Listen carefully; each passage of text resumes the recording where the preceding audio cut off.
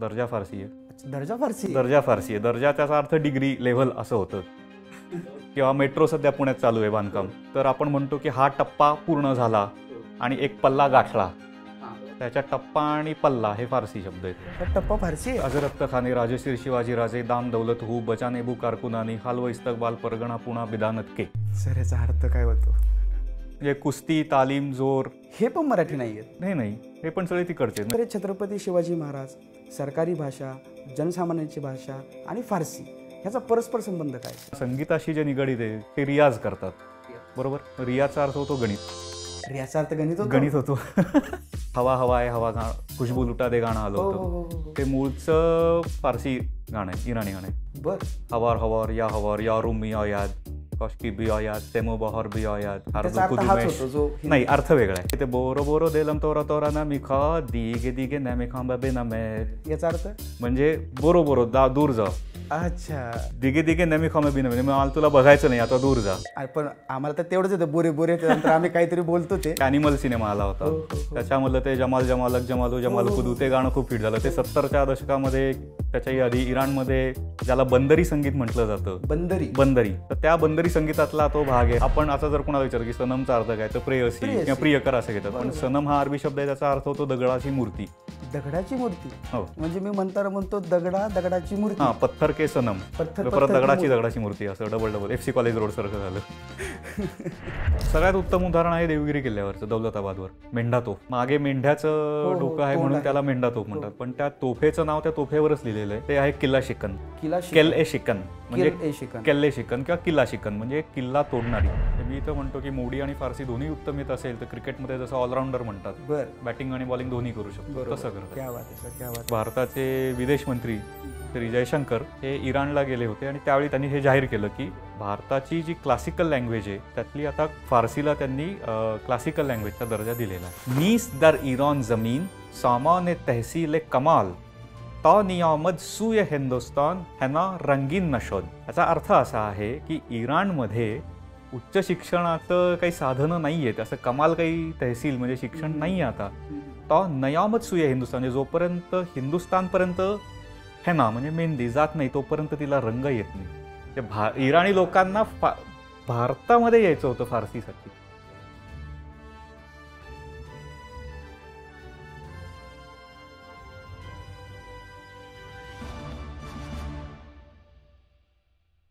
भाषा हा मानवी जीवनातील अविभाज्य भाग आहे.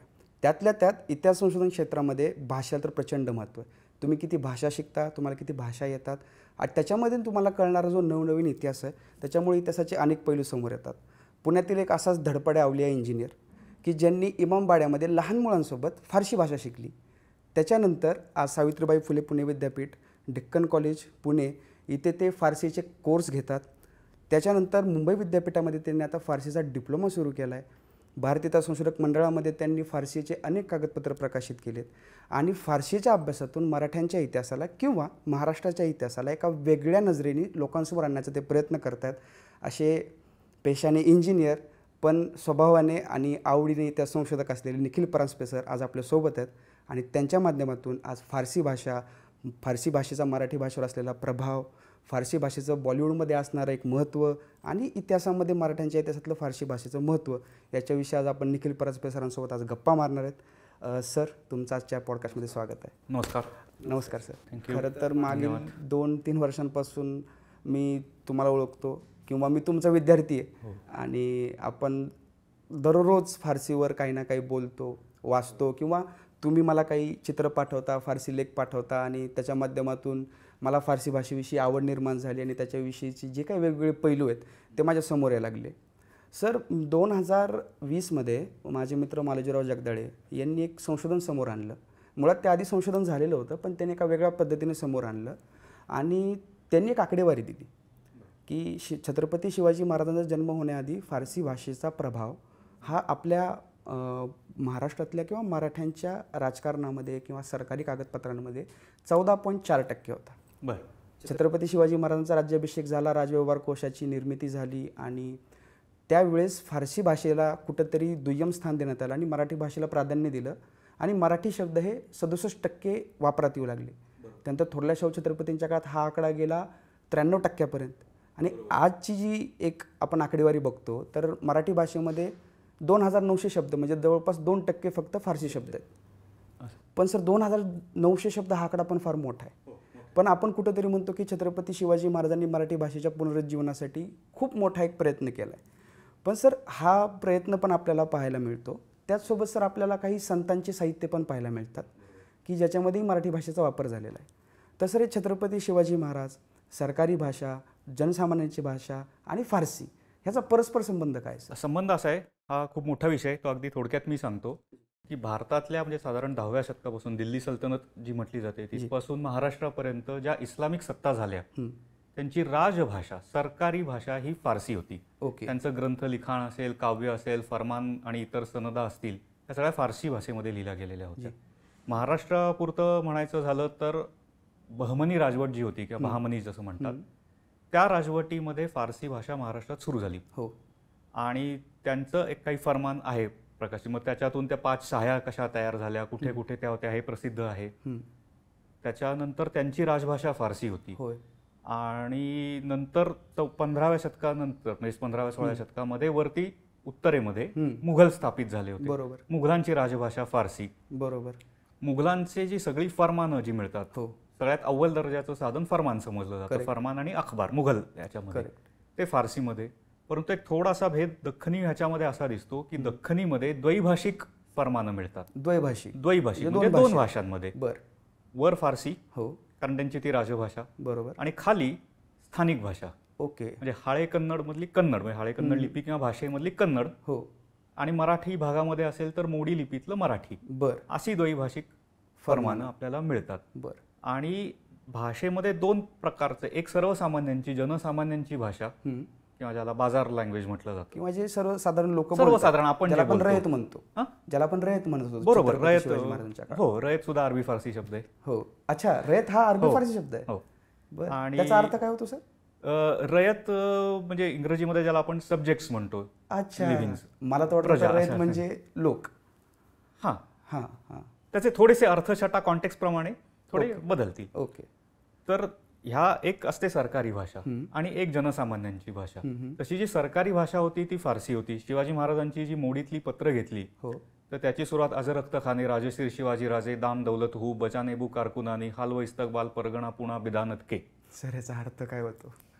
अज म्हणजे फारसीतलं सांगायचं तर अज म्हणजे पासून, आज रक्त खाने म्हणजे शिवाजी महाराजांचा. आता रक्त खानेचा तिथे अर्थ आपण ऑफिस असा घ्यायचा. खरं त्याचा अर्थ लॉन्ड्री असा सुद्धा येऊ शकतो. म्हणजे फारसीत त्याचा अर्थ लॉन्ड्री पण होतो किंवा कचेरी. कचेरी. तर इथे त्याचा अर्थ आजच्या भाषेमध्ये PMO किंवा CMO ह्या जशा टर्म्स आहेत, chief minister's office, prime minister office, इथून शिवाजी महाराजांच्या ऑफिसमधून हे पत्र दिलं. त्याच्यात दुरूद शरीफ देतो, म्हणजे शिवाजी महाराजांचं नाव घेतल्यावर त्यांना दुआ दिली जाते की यांचं राज्य चिराई हो, दाम दौलत हो, बजाने म्हणजे कारकुनांच्या दिशेने हे दिलेले, परगणे पुण्याच्या कारकुनांना त्यांनी हे जाणावं की वगैरे वगैरे. बरं. आता हे मोडी लिपी ते त्याच्या आधी हा सगळा फारसीचा प्रभाव होता. बरं. शिवाजी महाराजांनी ज्यावेळी स्वतः ते पूर्ण स्वतंत्र राजे झाले, राजे हा किताब त्यांना आधीपासून होता. शिवाजी महाराजांचा मराठ्यांच्या याच्यात तुला शिवाजी राजे असं येतो. करेक्ट. किंवा राजर्षी शिवबा राजे किंवा शिवाजी राजे, शिवबा असा उल्लेख येतो.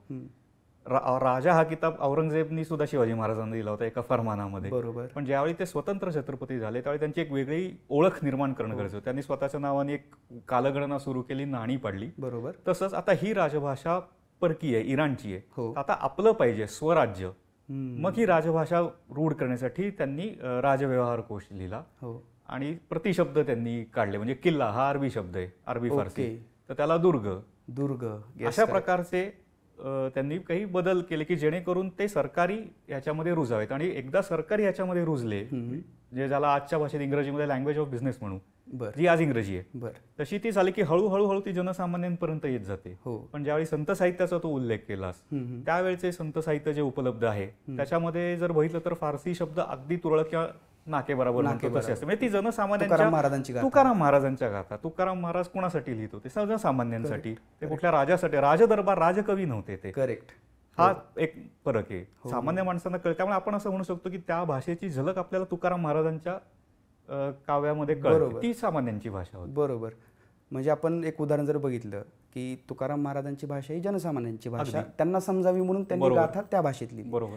पण जर एकीकडे बघितलं तर सभासद बखर जी छत्रपती राजाराम महाराजांच्या काळात संपादित झाली, तर त्याच्यामध्ये एक वाक्य आहे की ये योगी पृथ्वीवर मिलेंच पातशाह, मराठा पातशाह एवढा छत्रपती झाला. म्हणजे छत्रपती शिवाजी महाराजांना पण उपाधी देताना सभासदनी, कृष्णाजानन सभासदनी मराठा पातशाह हे शब्द वापरले. म्हणजे जे राजदरबारामध्ये काम करणारे व्यक्ती आहेत की जे राजदरबारात लिखाण करतात, त्यांनी सुद्धा फारसीचा प्रभाव जो त्यांच्यावर होता तो आपल्याला ज्यात दिसतो. पण त्याच समांतर पातळीवर त्यावेळेस महाराष्ट्रात जी लोक अस्तित्वात होती ते जनसामान्यांसाठी पण एक साहित्य निर्मिती करत होते. बरोबर. म्हणजे राजसाहित्य किंवा राजकीय साहित्य वेगळं आणि जनसामान्यांचं साहित्य वेगळं. बरोबर. हा स्पष्ट फरक या फारसी भाषेच्या प्रभावामुळे पण आपल्याला सांगता येतो. अगदी. आणि सर जसं आता तुम्ही म्हणालात की रयत, की रयतेचं जो काही एक अर्थ आहे तर तो फारसीमध्ये वेगळा होतो आणि रयत हा फारसी शब्द आहे जो मी मराठी अरबी फारसी जो आजपर्यंत आम्ही मराठी या शब्दाने घेत होतो की हा मराठी शब्द असावा. किंवा जसा तुमच्याकडेच बोलता मला एकदा कळलं होतं की पिवळा जर्द असं आपण म्हणतो. ज्यास मला बोलायचं असते की हा भडक पिवळा आहे. पण जर्द या शब्दाचा पर्शियन अर्थ होतो पिवळा. जर्द म्हणजे मी थोडक्यात बोलताना म्हणतो की हा पिवळा पिवळा आहे, पिवळा जर्द म्हणतो त्यावेळेस. तर जर्दा हा शब्द जो आहे तोही त्याच्यावरून झालाय. जर्द पिवळा म्हणजे तंबाखू किंवा काय गुटखा जे काय असतं ते साधारण पिवळ्या, म्हणजे अगदी प्रत्येक पिवळा असेल पण त्याच्याशी साधर्म्य असणार असा तो जर्दा असण्याची एक शक्यता आहे की जर्द वरनच जर्दा हा शब्द आलाय का. अच्छा अच्छा अच्छा.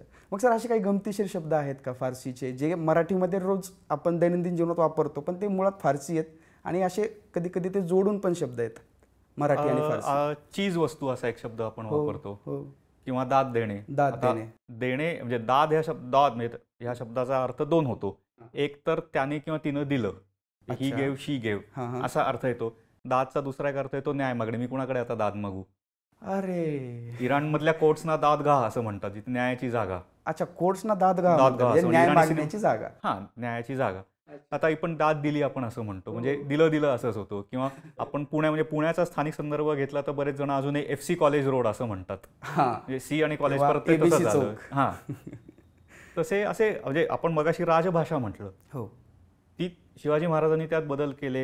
आकडेवारी मनोज सरांची तू सांगितलीस किती टक्के, मालोजीरावांची. पण आजही आपल्या भाषेमध्ये अनेक फारसी शब्द आहेतच ना. बरोबर. कितीतरी शब्द असे आहेत की जे आपण शुद्ध मराठी समजतो पण ते मूळचे फारसी आहेत. जसे की दर्जा फारसी आहे. दर्जा फारसी, दर्जा फारसी आहे. दर्जा त्याचा अर्थ डिग्री, लेव्हल असं होतं. किंवा मेट्रो सध्या पुण्यात चालू आहे बांधकाम, तर आपण म्हणतो की हा टप्पा पूर्ण झाला आणि एक पल्ला गाठला.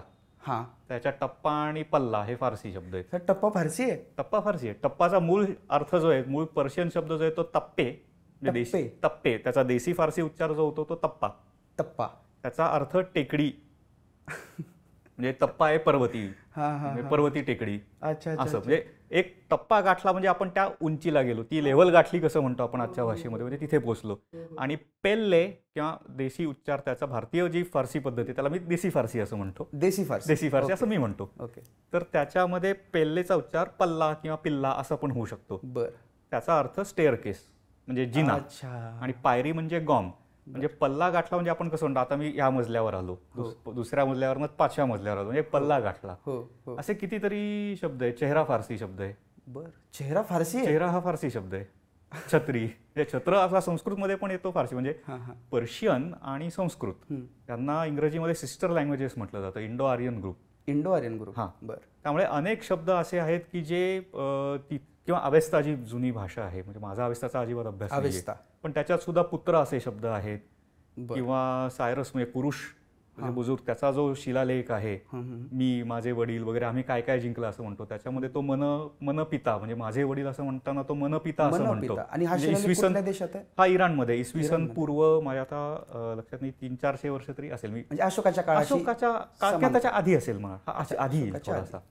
पण साधारण अगदी कळायचा होता. आपल्याकडे कसा सम्राट अशोक आणि ब्राह्मी लिपी आणि ह्याच्यातले शिलालेख, तसा तो तिकडचा प्रकार. म्हणजे इनफॅक्ट लेणी स्थापत्य जे आपल्याकडे आहे, लोमेशची लेणी असेल, कार्ले भाजे पुण्याच्या आसपास, हे सुद्धा इराणमधून आलं. म्हणजे फक्त भाषा असं नाही, खानपान, संस्कृती, त्याच्यानंतर स्थापत्य, या सगळ्यामध्ये खूप जास्त इराणी कल्चरचा आणि प्रभाव आपल्यामध्ये आहे, फारसी प्रभाव आहे. अरे बापरे. पण सर आता चेहरा झालं, पल्ला झालं, टप्पा झालं, सर हे तर दैनंदिन जीवनातले शब्द आहेत जे मला मराठी वाटत होते सर. हो, आणि तुम्ही म्हणजे कुस्ती, तालीम, जोर, हे पण मराठी नाही, हे पण सगळे तिकडचे. म्हणजे कुश्तन या क्रियापदावरनं कुस्ती. कुश्तन त्याचा अर्थ आपण हिंदीमध्ये धरदबोचना म्हणतो किंवा रगडणं म्हणतो, अशा अर्थाने.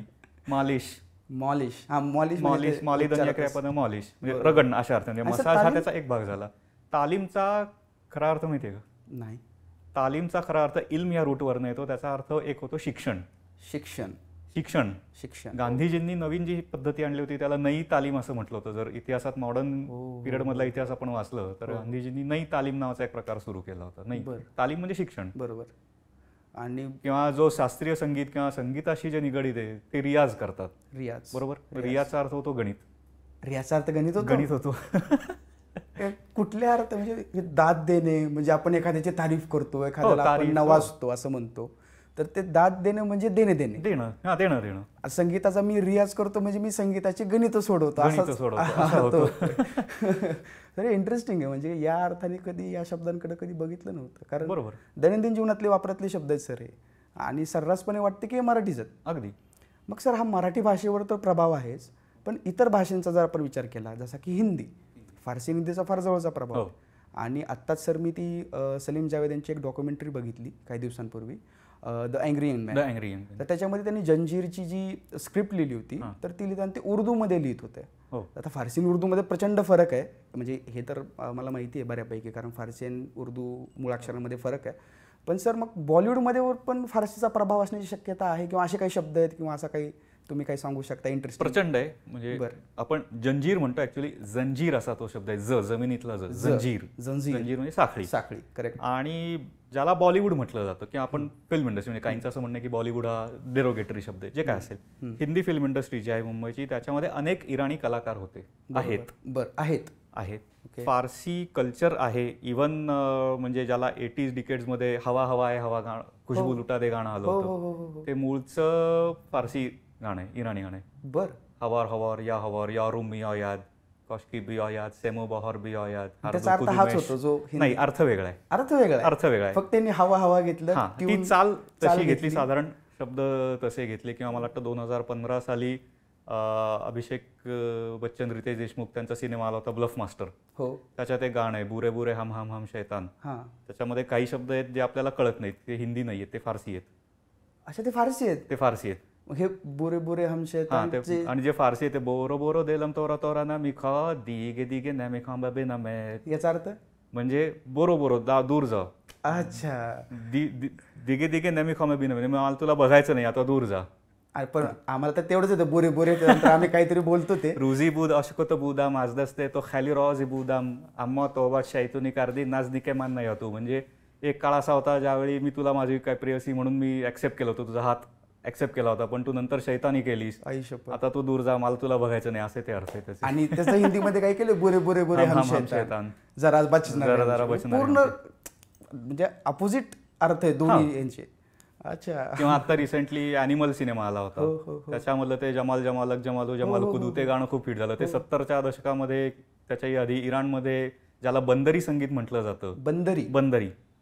तर त्या बंदरी संगीतातला तो भाग आहे. आणि त्यांच्याकडे जुन्या काळी किंवा काही वेळेला आता सुद्धा लग्नाच्या ज्या पार्टीज होतात, नाचगाणी होतात, त्याच्यात हमखास ते गाणं वाजवायचे. बरोबर. म्हणजे ते ट्रॅडिशनल सॉन्ग आहे, फारसी किंवा पर्शियन सॉन्ग ट्रॅडिशनल आहे ते. त्याच्यात थोडे माजंदरी, इतर माजंदरी भाषा म्हणजे प्युअर पर्शियन नाही, त्यात काही इतरही थोडेसे शब्द, म्हणजे ती रचना थोडीशी वेगळी आहे. जमाल जमालक जमालू, पण फारसीचा त्याच्यावर प्रभाव, भाषा फारसीच आहे ती. अच्छा. आणि सर मला तुम्ही एकदा आपण गप्पा मारत असताना एकदा तुम्ही मला अजून एक उदाहरण दिलं होतं, पत्थर के सनम असं काहीतरी. पत्थर के सनम. तर सनम आपण आता जर कोणाला विचारलं की सनमचा अर्थ काय, तर प्रेयसी किंवा प्रियकर असं घेतात. पण सनम हा अरबी शब्द आहे, त्याचा अर्थ होतो दगडाची मूर्ती. दगडाची मूर्ती. म्हणजे मी म्हणतो दगडाची मूर्ती. पत्थर के सनम, दगडाची मूर्ती, असं डबल FC कॉलेज रोड सारखं झालं. त्यामुळे ते गाणं सेल्फ एक्सप्लेनेटरी म्हणतो तसं की पत्थर के सनम तुझे हमने मोहब्बत का खुदा जाना. कारण इस्लामी ह्याच्यामध्ये खुदा म्हणजे आपण जसं निर्गुण निराकार म्हणतो, म्हणजे तसं त्यांच्यामध्ये मूर्तीपूजक नाही किंवा बुत चिकन म्हणून घ्यायचे बादशाह स्वतःला, की मूर्ती अस्तित्व नाही इस्लाम. किंवा इमेजेस म्हणजे फिग्युरेटिव्ह इमेजेस, प्राणी पक्षी व्यक्ती यांचं चित्रण किंवा शिल्पांकन नाही करायचं इस्लाममध्ये, असं एक मानणं आहे. म्हणजे तेव्हापासून होतं आहे. सर आता हा विषय निघालाच आहे, तर मला एक प्रश्न तुम्हाला विचारायचा आहे की मध्यंतरी तुम्ही भारतीय त्या संशोधक मंडळ जे आहे पुण्यातलं, तर तिथं तुम्ही छत्रपती शिवाजी महाराजांच्या काळामध्ये शिवाजी महाराज आणि मिर्झाराजे जयसिंग यांच्यात जी पुरंदरची ट्रेटी झाली, पुरंदरचा तह झाला, तर त्या फरमानाचं भाषांतर केलं होतं हां आणि ते त्याच्याविषयी तुम्ही एक पेपर प्रकाशित केला जो मंडळाच्या त्रैमासिकात छापून आला होता. हो आहे, लेख आहे. मी म्हणजे पूर्ण भाषांतर नव्हतं केलं, ते पुस्तक यांनी बिकानेर आर्काइव्ज आहे त्यांनी प्रसिद्ध केलं होतं महेंद्र हिंदीमध्ये, आणि ते पुरंदर की संधी या नावाने फेमस आहे. मला वाटतं एबीपीनी ती त्यावेळी सुरुवातीला बातमी केली होती. बरोबर. त्याच्याही आधी पुण्यात जी टी कुलकर्णी म्हणून होते, त्यांची माझी भेट झाली. त्यांनी आणि गहखऱ्यांनी खूप आधी ते फरमान पाहून त्याचा अभ्यास केलेला आहे. बरोबर.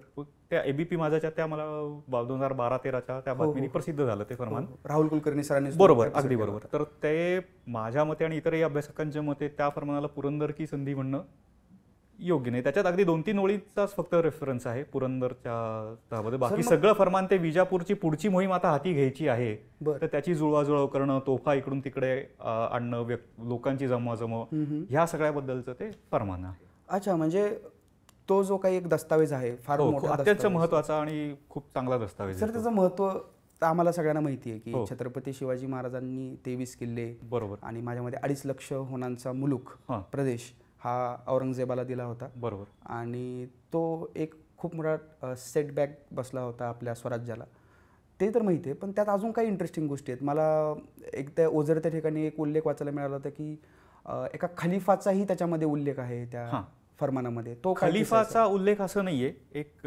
वाक्य इंटरेस्टिंग, म्हणजे आपली जी समज असते की 23 किल्ले जे दिले ते शिवाजी महाराजांनी दिले, औरंगजेबाला दिले, म्हणजे ते गेले, म्हणजे शिवाजी महाराजांकडनं जाऊन ते औरंगजेबाकडे गेले किंवा मुघल सल्तनतकडे गेले. बरोबर.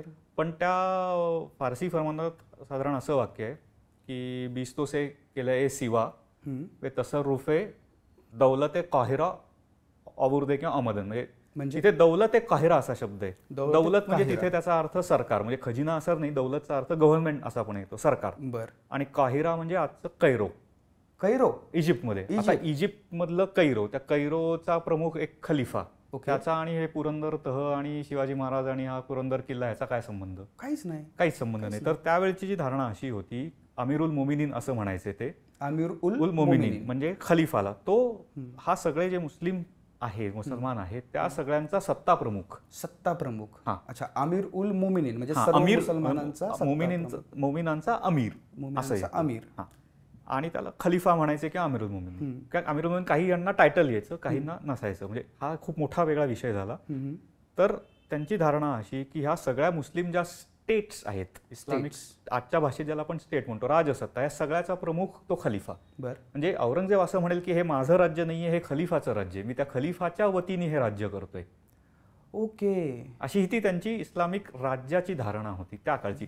आजच्या भाषेत बोलायचं झालं तर मी म्हणेन की ज्याला आपण ऑन पेपर म्हणतो ना, ऑन पेपर आणि ऑन ग्राउंड ह्याच्यात जो फरक पडतो की पेपरवर नियम लिहिलेला आहे की सिग्नल तोडू नये किंवा अमुक केलं तर तमुक होईल, प्रत्यक्षात ते होतच का असं नाही होत, होतच किंवा नाही होत. ते कदाचित त्या खलिफाला माहितीही नसेल कोण इकडे दख्खन, कोण शिवाजी, काय किल्ला, काय लढाई, कदाचित माहिती नसेल, कदाचित पूर्ण माहिती असेल. तो एक वेगळा अभ्यासाचा विषय होऊ शकतो की खरंच त्यांच्यात काही देवाण होते का, काही पत्रव्यवहार, हा त्याच्यातनं आपल्याला अभ्यास करू शकतो. आणि ह्या एका वाक्यावरनं त्यांची धारणा काय होती याला पुष्टी मिळते, किंवा कसं ते राज्याकडे बघत असत, निदान ऑन पेपर तरी. प्रत्यक्षात वेगळा असेल. पुरंदरचा जो तह झाला तो तह झाला छत्रपती शिवाजी महाराज आणि मिर्झाराजे पर्यायी औरंगजेबासोबत, म्हणजे मराठ्यांच्या राज्याचा मुघलांच्या राज्यांसोबत झाला. अगदी जे काही पॉवर ऑफ ट्रान्सफॉर्मेशन झालं त्या किल्ल्यांचं असेल किंवा त्या प्रदेशाचं असेल, ते शिवाजी महाराजांनी औरंगजेबामध्ये झालं. पण ते ऑन पेपरमध्ये औरंगजेबाकडून असं दाखवण्यात आलं की हे जे काही शिवाजी महाराजांचे मी किल्ले घेतोय किंवा जो प्रदेश घेतोय तो जोडला जाणार आहे कैरोच्या खलिफाच्या राज्यात ते 23 किल्ले आले असं.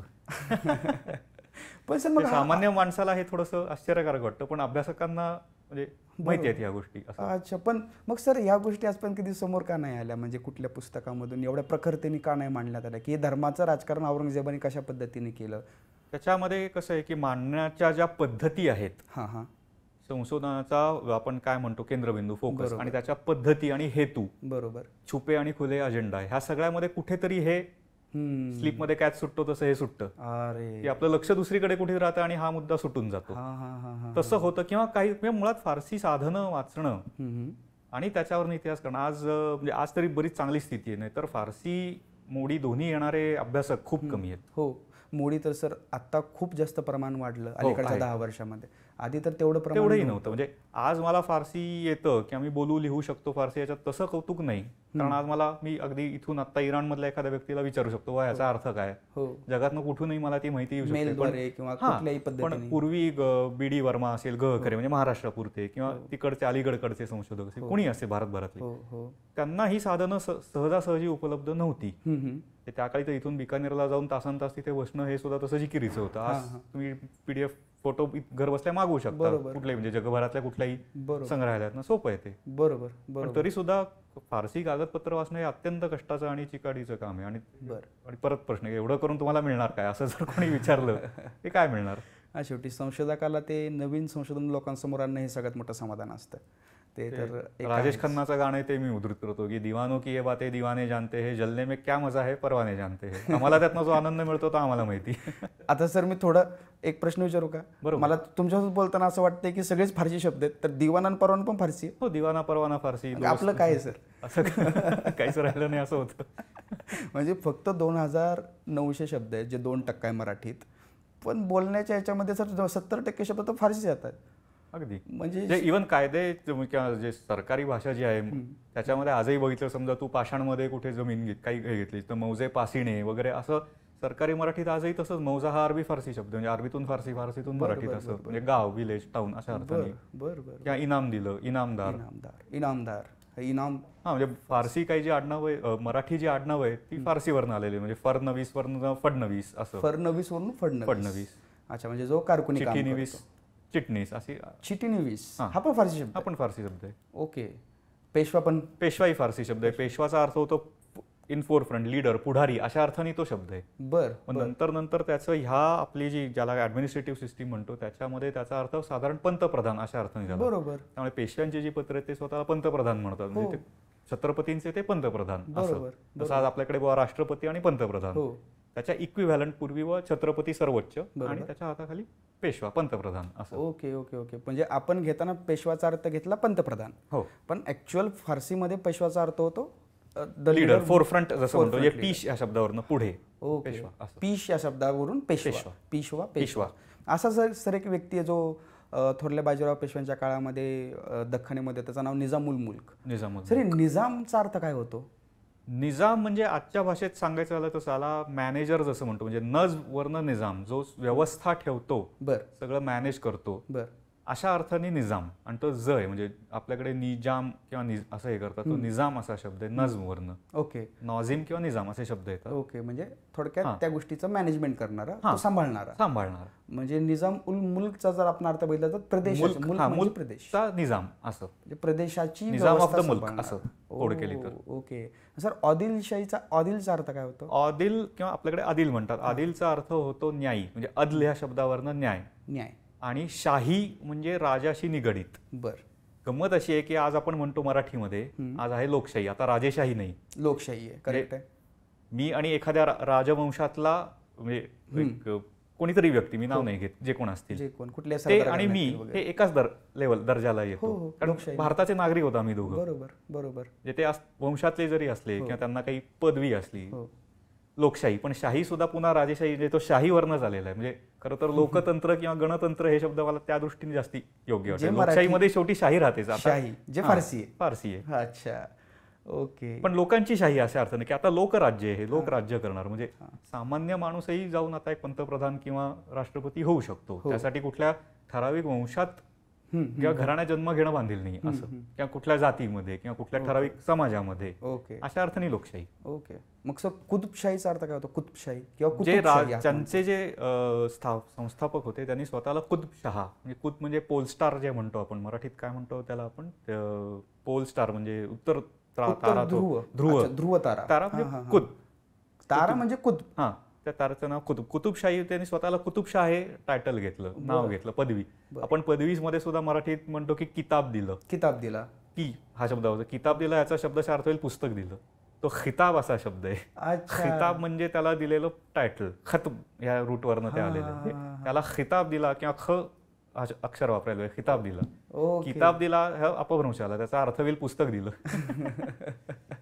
मग सर्रासपणे मराठी संशोधक जे लिहितात तर ते एखाद्या राजाने दुसऱ्याला काहीतरी किताब दिला किंवा थोरल्या शिवाजी छत्रपतींनी बाजीरावाला पेशवा किताब दिला, असं किताबच लिहितो किताबच रुजले. म्हणजे आज परिस्थिती अशी आहे की मी लोकांना सांगितलं की किताब चुकीचं आहे, पण बरेच सगळे उरले म्हणते की नाही आम्ही किताब म्हणतो मग तेच बरोबर असं. म्हणजे जे जास्ती लोक म्हणतील ते बरोबर असं काही जणांना वाटतं. ओके. आणि सर मग मुघल, मोघल, मुघल, मोगल काय करेक्ट काय आहे ह्याच्यात? जे मंगोलिया जो प्रांत आहे तिकडून जे यायचे मोगुल, बरोबर, मंगोल म्हणजे मंगोल जे येतं त्याचा आपण म्हणू शकतो तो शब्द म्हणजे मुघल. आता इराणचा जर इतिहास वाचला तर इराणच्या इतिहासातही मुघलांचं राज्य म्हणजे मुघल इतिहास हा इराणमध्ये, पण आपण ज्यांना मुघल म्हणतो म्हणजे बाबर पासून ग्रेटर औरंगजेब जे बहादूर शाह जफर ते नव्हेत.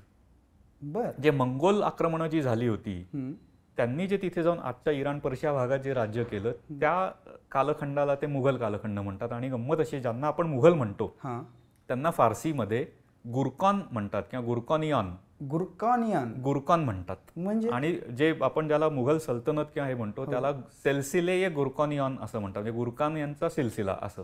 आणि हे गुरकान प्रदेशाचं नाव आहे का क्लॅनचं नाव आहे? हां, क्लॅन. आता त्याच्यात थोडा अभ्यास अजून करावा लागेल की गुरकॉन हा नेमका कशाशी जोडला जातो. जसं हिंदू हा शब्द आहे की हिंदू हा धार्मिक ह्यानी पण येतो आणि भौगोलिक ह्यानी पण येतो. म्हणजे रूमीची एक मसनवी मी वाचत होतो, मौलाना रूमी, म्हणजे आपण त्याला रूमी म्हणतो, इराणमध्ये त्याला मौलाना म्हणतात, फारसी कवी. तर त्याच्यामध्ये एका मसनवीत असं आलं होतं की 12व्या शतकामध्ये की तिथे 4 हिंदू आले मशिदीमध्ये. शहर हिंदू दर मस्जिद मोहम्मदान. आता मशिदीमध्ये 4 हिंदू काय करतात सेंट्रल एशियामध्ये काय म्हणजे? तर तिथे हिंदू म्हणजे इंडियन्स, भारतीय मुस्लिम आले अशा अर्थाने होतं. Okay okay okay. मग हा सर हिंदुस्तान आणि किंवा हा जो एक शब्द येतो की इंडस किंवा इंडिया याचा पण संबंध याच फारशीशी असावा थोडाफार, म्हणजे त्याचा हिंदुस्थानचा आहे. इंडिया हे ग्रीक किंवा लॅटिन ओरिजिन इंडिया आपण बाजूला ठेवू. मग हिंदुस्थानचा कसा संबंध आहे सर? हिंदू आणि एस्टॉन किंवा स्थान हा जो शब्द आहे त्याचा म्हणजे तो छोटा प्रत्यय दिला जातो, तो स्थानवाचक म्हणजे भाग अशा अर्थाने.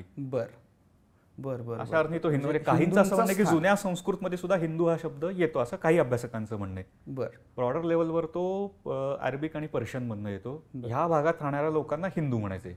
ओके. तो इंडियन अशा अर्थाने पण वापरला जायचा किंवा धार्मिक दृष्ट्या हिंदू. म्हणजे एखादा जर मी म्हणलं की एखादा माणूस भारतीय आहे तो हिंदू धर्मीय असेलच असं नाही. हो बरोबर. हा थोडासा जो फरक आहे, पण मोठामोठी जसं आपण म्हणतो आपण ब्रॉडर लेवल हा हिंदू आहे असं म्हणतो. ओके, झालं. आता हा जरा धर्माकडे विषय जातो, आपण आपला फारसी भाषेकडे जाऊया, पळतूया. मग आता सर हा नावांचा विषय चाललाच आहे, तर औरंगजेबाचं नाव आहे अबुल मुझफ्फर मोइनुद्दीन मोहम्मद औरंगजेब आलमगीर पातशाह गाझी. बरोबर. एवढं मोठं नाव आहे त्याचं. आपण फक्त औरंगजेब घेतो, जे त्याचं मूळ नाव पण नाही. त्यानं राज्याभिषेकानंतर स्वतःला घेतलेली पदवी ती आलमगीर आहे किंवा औरंगजेब आहे. तर या शब्दांचे अर्थ काय होतात? किंवा जे मुघल बादशाह आहेत त्यांची पण अशी लांबलचक नाव आहे. शाहिस्तेखानाचं असेल त्याचं पहिलं नाव खुर्रम होतं, किंवा जहांगीर ज्याचं पहिलं नाव सलीम होतं. याचे अर्थ काय सर, आणि यांच्या उपाध्या काय काय, पदव्या काय? त्यांच्या त्या पदव्या आहेत जे नाव जसं बुवा नुरुद्दीन जहांगीर. आता नुरुद्दीन म्हणजे धर्माचा प्रकाश किंवा धर्माचा प्रकाश. नूरउद्दीन असं तर पदवी किंवा त्याचं बर्थ नेम असेल. आता जहांगीर म्हणजे जहान म्हणजे पूर्ण जग, दुनिया जी त्याच्या गिरफ्तमध्ये आहे, जी त्याच्या ताब्यात आहे, असा सगळ्या जहानवर राज्य करणारा जहांगीर. याच अर्थाने आलमगीर शब्द येतो, पूर्ण जगावर राज्य करणारा अशा अर्थाने. शाहिस्तेखानाचा सर अर्थ? शाहिस्ते खान असा तो किंवा शायस्ता खान असा शब्द आहे. शायस्ता म्हणजे अगदी व्यवस्थित, नीटनेटका किंवा हुशार, म्हणजे अगदी समप करायचं झालं तर आजच्या भाषेत जेंटलमन जसं आपण म्हणतो, अगदी नीटनेटका व्यवस्थित असं. आता होता का नव्हता हे ज्याचा त्याचा अभ्यास आणि ज्याच्या त्याचा दृष्टिकोन आहे. करेक्ट आहे. आणि सर शहाजहान म्हणजे सगळ्या जहाचा सगळ्या पूर्ण जगाचा जहान का शाह. ओके. शाहजहान किंवा शाहजहान म्हणजे जहांगीर, शाहजहान, आलमगीर. औरंगजेबचा अर्थ वेगळा आहे. तो औरंग या शब्दाचा अर्थ येतो आपण ज्याला तख्त म्हणतो किंवा सिंहासन म्हणतो.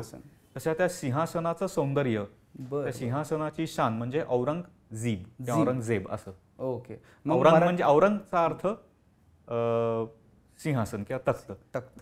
मिर्झा गालिबचा एक फार सुंदर शेर आहे जो आजच्या आपल्या सगळ्या परिस्थितीत किंवा खास करून राजकीय परिस्थितीला तो आजही चपकल बसतो की एक खेल है औरंगे सुलेमान मिरे नजदीक, एक बात है इजाजे मसीहा मिरे आगे, बाजी चाहे अतफाल है दुनिया मिरे आगे, होता है शबोरोज तमाशा मिरे आगे. आता अर्थ सर की एक खील है औरंगे सुलेमान, एक खेल है औरंगे सुलेमान म्हणजे सोलोमन जो होता किंवा सुलेमान त्याचं तख्त, आणि मग त्या गोष्टी आहेत सगळ्या की त्याचं तख्त म्हणजे ती लढाई, मग ते मंदिर कसं तोडलं, जीवचं, हा त्याचा तो तिकडचा अब्राहमिक संदर्भ आहे की माझ्या भोवती जे काही चाललंय हा सगळा, ज्याला आजच्या भाषेत आपण गेम ऑफ थ्रोन्स म्हणतो, तसा हा सगळा गेम ऑफ थ्रोन्स चाललेला आहे. आणि माझ्यासमोर हे सगळं जे आहे लहान मुलांचं कसं प्लेग्राऊंड असतं तसं हा सगळा एक तमाशा चाललाय माझ्यासमोर, याला काही अर्थ नाही. सर अजून एखाद दुसरे मिर्झा गालिबचे काही शेर असे सुंदर किंवा तुम्हाला जे आवडत असतील? मिर्झा गालिबवर बोलायला लागलो तर 2-1 तास तर मी 2 मिनिटं. मिर्झा गालिब आणि फारसीचं पण एक खूप छान, म्हणजे खरं तर गालिबला फारसी शायरच व्हायचं होतं, त्याची जी शायरी आहे ती फारसीमध्ये जास्त आहे. बरं. पण मिर्झा गालिब ओळखला जातो त्याच्या उर्दू गझलांसाठी. बरोबर. आणि मिर्झा गालिबचं एक स्वतःचं फारसीची पद्धत म्हणणं होतं, म्हणजे तो ज्यावेळी कलकत्ताला गेला त्यावेळी तिथल्या लोकांबरोबर त्याचं संपर्क आला कवींची, त्यामुळे त्याचं असं म्हणणं होतं किंवा तुम्ही जे फारसी वापरताय ते काही एवढं काही चांगलं नाहीये, म्हणजे उत्तम दर्जाचं फारसी नाहीये, तुम्हाला उत्तम दर्जाचं काव्य येत नाही, मी जे करतो ते चांगलं आहे. मग तिकडच्या लोकांचं म्हणणं होतं. एक त्याचा शेर आहे, फारसी बेबीन ता बेबीनी नक्श हाये रंग रंग, बगजरज मजमू उर्दू के बी रंगे मनस्त. म्हणजे माझं जर तुला काव्य बघायचं असेल तर तू फारसी बघ, माझं उर्दू जे काव्य आहे म्हणजे फारसी काव्य जे ते रंगारंग एकदम छान असं रंगीन आहे, रंगरंग. माझा जो उर्दूचं जे मजमू आहे कलेक्शन आहे ते बी रंग आहे उर्दूचं, ते सोडून दे. आणि हा शेर सुंदर नस्तालिक लिपीमध्ये लाहोर विद्यापीठातला जो फारसी विभाग आहे तिथे हा लावलेला आहे शेर. बर. माझे 1-2 मैत्रिणी आहेत त्या तिथे शिकवतात फारसी लाहोरमध्ये, तिथे त्यांनी मला ते सगळे फोटो पाठवले होते. हा शेर सुंदर तिथे लिहिलेला आहे. अच्छा, म्हणजे शेवटी उर्दू आणि फारसीतला हा जो फरक आहे त्याच्या साहित्यातला, गालिबच्या साहित्यात, तो त्यानं स्वतःच एका शेअरमधून पण की त्याला व्हायचं होतं फारसी. म्हणजे इनफॅक्ट हा जो आपला सगळा संवाद चालला आहे त्याच्यामध्ये भाषा कशी होती तर एक मुहावरा फ्रेज जो होता उत्तरेमध्ये की हात कंगन को आरसी क्या, पढे लिखे को फारसी क्या. ऐकले स्वतःचा हे गरज, म्हणजे जो शिकलेला आहे त्याला फारसी येणारच. अच्छा, आज जसं म्हणतो की तू शिकलेला आहेस तर तुला किमान इंग्रजी थोडी तरी येईलच, म्हणजे अगदी शेक्सपियन इंग्लिश नाही किंवा फाडफाड इंग्लिश नाही पण किमान तर काही इंग्लिश येईल कारण तू शिकलेला आहेस. बरोबर. अशी एकेकाळी परिस्थिती होती. मग नंतर जसं जसं फारसीचा प्रभाव कमी होत गेला तसं तसं अजून एक मुहावरा आला की पढे फारसी बेचे तेल. पढे फारसी बेचे तेल म्हणजे पोटा पाण्याच्या व्यवसायासाठी तो तेल विकतो, त्यातनं त्याला उत्पन्न मिळतं आणि शौक म्हणून त्याची पॅशन म्हणून तो फारसी वाचतो. अच्छा, आजच्या इतिहास संशोधकांची पण तीच परिस्थिती. म्हणजे मी माझ्यावरनं म्हणतो की काही लोक काही वर्षानंतर म्हणतील की पढे फारसी लिखे प्रोग्राम असं. अरे नाही सर, आम्हाला पण तोच अनुभव येतो ज्यावेळेस इतिहासाच्या क्षेत्रामध्ये आम्ही असतो तर ते थोडं होतंच. मग सर हे आता आपल्या गालिबमध्येच आपल्याला कळलं की फारसी आणि उर्दूतला फरक गालिब. उर्दूचं थोडंसं कसं आहे, अगदी थोडक्यात सांगतो की जसं इंग्लिश आज भाषा तयार झाली आहे की इंग्लिश आणि हिंदीची मिसळ करून, तसं फारसी आणि हिंदी किंवा आता हिंदी ज्यावेळी म्हणतो त्यावेळी आजची हिंदी असेल किंवा नसेल त्याला लोकल लँग्वेज असं म्हणू किंवा व्हर्नॅक्युलर, ती आणि पर्शियन असं मिक्स करून जी भाषा तयार झाली आहे ती उर्दू आहे. आणि उर्दू हा मुळात तुर्की शब्द आहे, त्याचा अर्थ होतो मिलिटरी कॅम्प, लष्करी कॅम्प. म्हणजे पुण्यात जसं कॅन्टोनमेंट आहे, पुणे कॅम्प जी आपण म्हणतो कॅन्टोनमेंट, दॅट इज उर्दू. आणि अकबरच्या नाण्यांवर पण काही येतं की स्ट्रक ॲट व्हिक्टोरियस कॅम्प, म्हणजे जार्ब उर्दू आहे जफर करीन. म्हणजे कुठलं ठिकाण कळत नाही पण ती नाणी तांब्याची जी आहेत किंवा चांदीची ती एका विजयी कॅन्टोनमेंटमध्ये लष्करी छावणीमध्ये पाडली असं त्याचा अर्थ. म्हणजे उर्दू हा मूळचा तुर्की शब्द आहे. उर्दू नाव का दिलं भाषेला? त्याच्यामध्ये खडी बोली, रेख्ता, उर्दू अशी ते वेगवेगळी नावं होत गेली. त्याच्यामध्ये रेख्ताही पर्शियन त्याचा 2 अर्थ होतात. एक सांडलेलं म्हणजे खाली सांडलेलं जे त्याला रेख्ता पोर असं, किंवा फ्लोईंग असं जे म्हणतो आपण की समजायला सोपं, वाहवत नाही, फ्लुइड अशा अर्थ नाही. वाहवतचा अर्थ वेगळा येतो. ओके. म्हणजे आपण कसं ल्युसिड किंवा फ्लुइड हे शब्द येतात इंग्लिश मध्ये, पटकन कळते, समजायला अवघड नाही अशा अर्थाने. कारण फारसी ही लोकांना समजायला पूर्ण वेगळी भाषा होती, पण हिंदी त्याच्यामध्ये जर मिश्रण केलं त्याचं तर ती सामान्य माणसाला समजायला सोपी जाते. त्यामुळे उर्दूचं माझं मत असं आहे की बोलचाल की जबान आहे, ऐकायला आणि बोलायला खूप सुंदर वाटते, पण जो पर्शियन चांगलं शिकतो त्याला ती लिहायला आणि वाचायला फार घाणेरडी वाटते. पण उर्दूची एक ताकदही अशी आहे की जे उच्चार फारसीत नाही आहेत, म्हणजे भ किंवा ट म्हणजे ड हे जे काही उच्चार आहे, छ घ हे नाहीयेत. नाहीच त्या ट म्हणजे आता गोविंद भट बिन त्र्यंबक भट असं फारसी कागदात येतं, पण तिथे भट ट वेगळ्या पद्धतीने लिहिला जातो. पूर्वी 4 टिंब असायची, मग ते आजकालच्या मॉडर्न उर्दूमध्ये छोटा बी, म्हणजे काही अक्षरं आपण त्याच्यात ऍड केली जी आपल्याला आजचे उच्चार लिहिता येतील. ओके, म्हणजे ही उर्दूची ताकद आहे की काही भारतीय उच्चार फारसीत लिहिणं फार कठीण आहे, म्हणजे जवळपास अशक्यच आहे. ते उर्दूमध्ये आपण करतो, कारण त्या लिपीमध्ये मूळची ही अरबी लिपी, त्याच्यात 4 अक्षरं ऍड केली फारसीमध्ये आणि अजून 4 अक्षरं ऍड केली उर्दूमध्ये. ओके, असा हा प्रवास आहे. म्हणजे अरबी ह्याच्यातून म्हणजे अरबस्थानातून पर्शिया, पर्शियातून भारत, आणि भारतामध्ये आल्यानंतर मग उर्दू. म्हणजे उर्दूला जास्त महत्व भारतामध्ये कारण ते लोकांना पटकन समजतं. म्हणजे थोडक्यात आपण असं म्हणू शकतो की उत्तर मध्ययुगीन काळ जो होता, जो शिवाजी महाराजांचा काळ होता, तर त्यावेळेस फारसी ही मुख्य करून राजदरबाराची भाषा होती किंवा एलिट क्लास. म्हणजे एक काळ असं, म्हणजे मी एका अभ्यासकांना, मला त्याचा मूळ संदर्भ माहित नाही, की शेरो शायरीचा जो मुशायरा असायचा, आपण ज्याला इंग्रजीमध्ये एलिट क्लास म्हणतो किंवा मराठीत काय म्हणणार आपण त्याला, म्हणजे उच्चवर्गीय.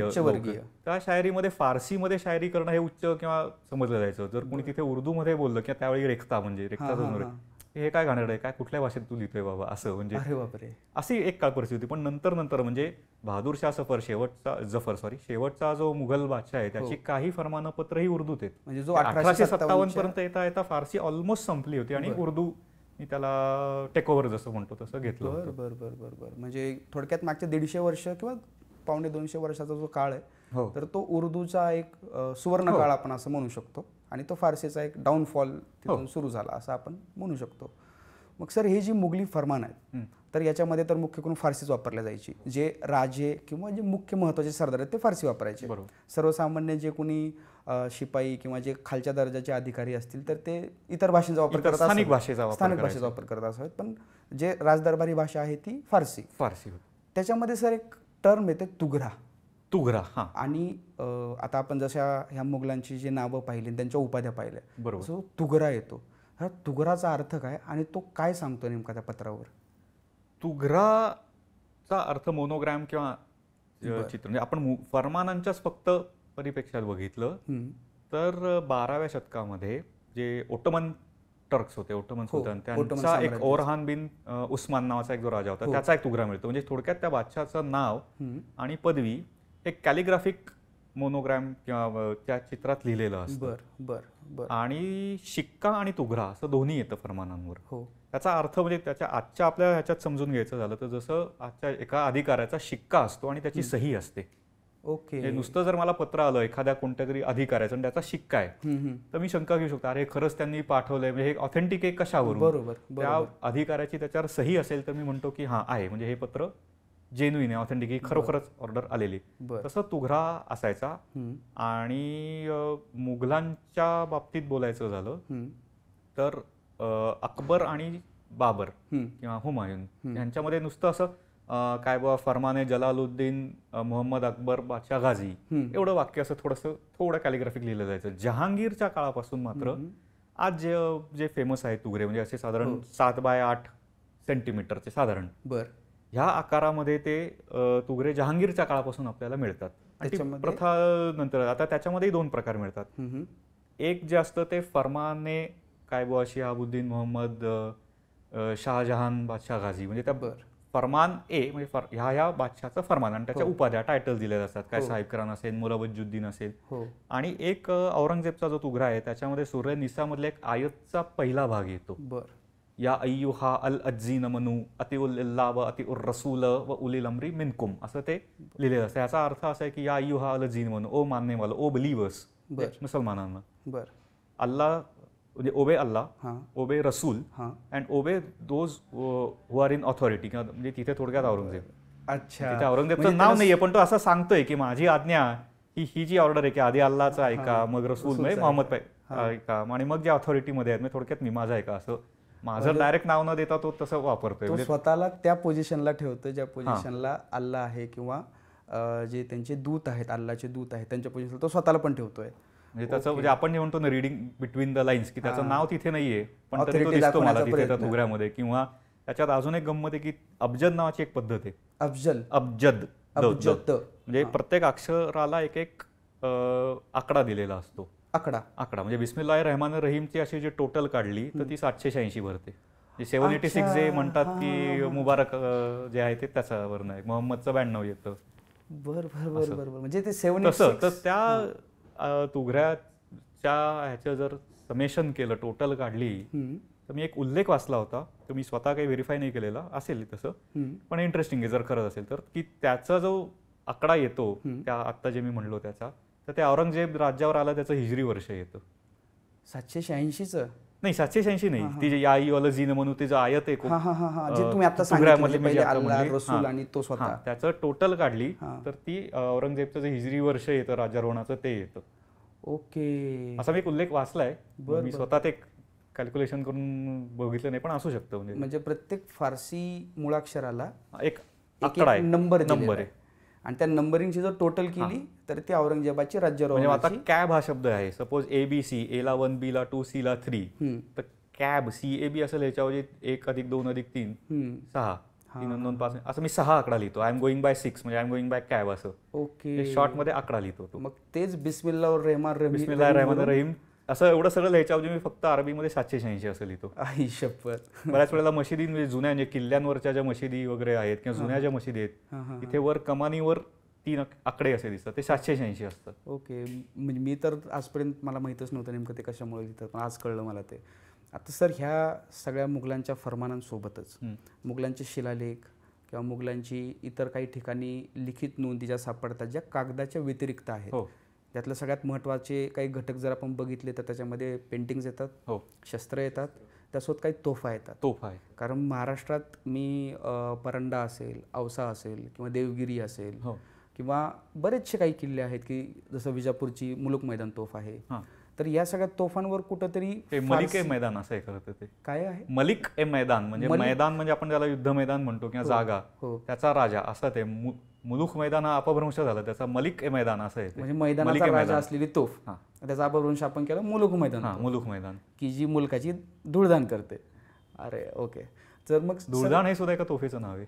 धूळदान पण तोफेचं नाव देवगिरीवर आहे, आणि ती फारसी आहे? नाही, फारसी नाही. म्हणजे त्याच्यात एक मला सुचलं होतं, पण मलाच ते पटत नाही, की दोहल देहान, म्हणजे ती जर तोफ बघितली तर त्याचं तोंड हे ढोलासारखं आहे म्हणून त्याचं नाव दोहल देहान असं होतं की काय, असं मला प्रश्न आहे. तसं आहे असं माझं म्हणणं नाहीये. अच्छा, म्हणजे हा फक्त तुमचा गेस आहे? हा, असू शकतो, कदाचित नसेलही. ओके, मग सर, पण त्याचं धूळधाण हे नाव मात्र नक्की येतं, म्हणजे धूळधाण उडवणारी शत्रूची अशा अर्थाने. ओके, मग या तोफांवर नेमकं काय लिहिलेलं असतं सर? कारण खूप फारसी लेख त्याच्यावर 3 टप्प्यांमध्ये 4 टप्प्यांमध्ये आलेला असतो. बरोबर, तर ह्याच्यामध्ये नेमकी काय माहिती दिली? त्याच्यामध्ये ती कुठल्या बादशाची तोफ आहे, त्या बादशाचं पूर्ण, जसं मगाशी आपण म्हणलं मोहम्मद मुहिउद्दीन औरंगजेब आलमगीर बहादूर बादशाह गाझी, जे ज्या बादशाची तोफ असेल त्याचं पूर्ण टायटल, ती तोफ कुठल्या वर्षी बनवली, त्याचं हिजरी वर्ष, त्या बादशाचं राज्यारोहण वर्ष जे आहे तो आकडा येतो, ती तोफ कोणी बनवली त्या बनवणाऱ्याचं नाव येतं. ओके, त्याच्यानंतर त्या तोफेचंही नाव येतं. तोफांनाही नावं असायची त्यांच्याकडे. आणि काही ज्या तोफा आहेत त्याच्यामध्ये ती तोफ उडवण्यासाठी, फायर करण्यासाठी काय वजनाची दारू, गन पावडर जी म्हणतो, ती किती वजनाची, आणि तो जो गोळा उडवायचा आहे तो गोळा किती वजनाचा हे दिलेलं असतं. ओके, काही ठिकाणी उल्लेख असे, त्यावेळी दगडी गोळे मारायचे, स्फोट नसेल होत, स्फोट होत नसे तेव्हा, नुसतं गोफणगुंड्यासारखं तो दगडी हे येऊन किल्ल्याची भिंत किंवा दरवाजा तोडणे हे त्याचा उद्देश होता. तर ते दगडी असायचे. काही ठिकाणी स्पेसिफिकली लिहिलं आहे तोफांवर की लोखंडी गोळा वापरा या तोफेमध्ये. म्हणजे इन्स्ट्रक्शन मॅन्युअल आहे, पूर्ण इन्स्ट्रक्शन मॅन्युअल लिहिलेलं त्याच्यावर, गनर्स मॅन्युअल, की जो गनर आहे त्याला ते वाचून हे फायर कसं करायचं ते कळणार. क्या बात आहे. म्हणजे या तोफेमध्ये किती दारू टाकली पाहिजे, कुठल्या प्रकारचा गोळा टाकला पाहिजे, आणि नंतर ती उडवायची, आणि किती वजनाची, आणि त्या वजनाचं युनिटही येतं, आणि ते कुठल्या काळातलं, म्हणजे अकबरी आहे का कुठलं आहे ते पण येतं वजन. अच्छा, म्हणजे अकबराच्या काळामधलं दारूचं वजन वेगळं, त्याच्यानंतर परत जो कुठला बादशाह, शहाजहानी असेल किंवा दुसरं कुठलं, म्हणजे त्याच्या काळात ते थोडंसं बदललं. म्हणजे जसं पूर्वी पाऊंड वापरायचे, पण आता आपण मेट्रिक सिस्टीम ज्याला म्हणतो, किलो मध्ये म्हणतो, किंवा नाण्याचं वजन आम्ही आता ग्रॅम्स मध्ये सांगतो की 11 ग्रॅमचा 1 रुपया आहे. पण पूर्वीचे जर पुस्तकं वाचले तर ते ग्रेन्स मध्ये सांगायचे, इतकं ग्रेन हा त्याचा मास आहे असं. ओके, कुठल्या काळी कुठली पद्धत होती वजन मापाची, आणि ती नंतरही कशी वापरली गेली हे काही तोफांवरनं कळतं. मग सर, अशा काही तोफा आहेत का की जसं तुम्ही आता मलिक मैदान आणि मुलुक मैदानातला फरक सांगितला, अशी काही प्रचलित नावं आत्ताची, पण त्या तोफांवर त्या तोफांची नावं आलेली आहेत त्या फारसी लेखांमधून. असे काही उदाहरणं तुम्ही सांगू शकता? सगळ्यात उत्तम उदाहरण आहे देवगिरी किल्ल्यावरचं दौलताबादवर मेंढा तोफ. मेंढा तोफ, करेक्ट. मागे मेंढ्याचं डोकं आहे म्हणून त्याला मेंढा तोफ म्हणतात, पण त्या तोफेचं नाव त्या तोफेवरच लिहिलेलं आहे. काय? ते आहे किल्ला शिकन. केल-ए शिकन म्हणजे केल्ले शिकन किंवा किल्ला शिकन म्हणजे किल्ला तोडणारी. किल्ला तोडणारी. शत्रूचा किल्ला ज्यावेळी ती फायर केली जाते त्यावेळी ते किल्ला तोडणारी असा त्या तोफेचं नाव फारसीमध्ये त्या तोफेवरच लिहिलंय. बर बर बर बर बर. आणि हे अगदी कॉमन होतं. म्हणजे पुण्याचा जर संदर्भ दिला तर आपण आजही सिंहगड रोड असं म्हणतो. नरवीर तानाजी मालुसरे पथ किंवा नरवीर तानाजी मालुसरे रोड असं नाही म्हणत. म्हणजे आपल्याला त्यांचं माहित नाही किंवा आपण वगैरे असा प्रश्न नाही. एक रुळलेलं असतं नाव की कुठे जायचं यामुळे सिंहगड रोडला किंवा फर्ग्युसन कॉलेज रोड. त्याचं नाव आहे नामदार गोखले गोपालकृष्ण गोखले पथ. त्याचं मूळ ऑफिशियल नाव एक असतं आणि रूढ नाव दुसरं असतं. बरोबर. असं होतं. मेंढा तोफ मूळ नाव किल्ला शिकन. किल्ला शिकन, किल्ला उद्ध्वस्त करणारी, असा त्याचा अर्थ आहे. त्याच्यावरच लिहिलेलं आहे तसं. ओके. आणि सर मी मध्यंतरी पेपरला लेख वाचला होता. माझ्या मते खूप जुनी गोष्ट आहे, 5-6 वर्ष आधीची किंवा त्याच्या आधीची असावी, की पुण्यामध्ये तुम्हीच माझ्या मते तो रिसर्च म्हणण्यापेक्षा ते एक वेगळ्या पद्धतीने लोकांसमोर आणलं की पुण्यात पण एक औरंगजेबाची तोफ आहे. सर त्याच्याविषयी मला काही सांगा, कारण मला फार इंटरेस्ट आहे त्या गोष्टीत की पुण्यात औरंगजेबाची तोफ. हो, मलाही माहिती नव्हतं. माझा एक विद्यार्थी मित्र केतन, त्याचंही नाव केतन गोगटे, त्यांनी सांगितलं की सर कॅम्पमध्ये औरंगजेबची तोफ आहे, तुम्हाला माहिती आहे का? म्हणजे मलाही माहित नाही. ही काही वर्षापूर्वी कॅम्पमध्ये पुण्याच्या कॅन्टोन्मेंट एरियामध्ये. बरं. तर मी बघायला एक दिवशी गेलो होतो आणि मला आठवलं, असं म्हटलं जाऊन बघू. तर ती सापडली. तर ते ज्याला मराठा वॉर मेमोरियल म्हटलं जातं किंवा 64 कंपनी जी आहे सप्लाय कोर डेपोची, त्याच्या समोर बरोबर त्रिकोणी आचार म्हणजे डॉक्टर बाबासाहेब आंबेडकरांचा जो पुतळा आहे किंवा डायमंड रेस्टॉरंट प्रसिद्ध, तिथे मागच्या बाजूला ते मेमोरियल आहे, स्मारक आहे. पहिल्या महायुद्धातल्या मराठी लोकांनी जे बलिदान दिलं त्याच्या स्मरणार्थ इंग्रजांनी ते स्मारक बांधले. त्याच्या 3 कोपऱ्यांमध्ये 3 तोफ आहेत. त्यातली एक जी तोफ आहे ती औरंगजेबची तोफ आहे. त्याच्यावर लेख आहेत हे सगळे सांगितलेले. आणि मला जेव्हा ते बघितलं त्यावेळी म्हणजे असं एकदम काहीतरी खजिना मिळाल्यासारखंच झालं होतं की हे काय आहे.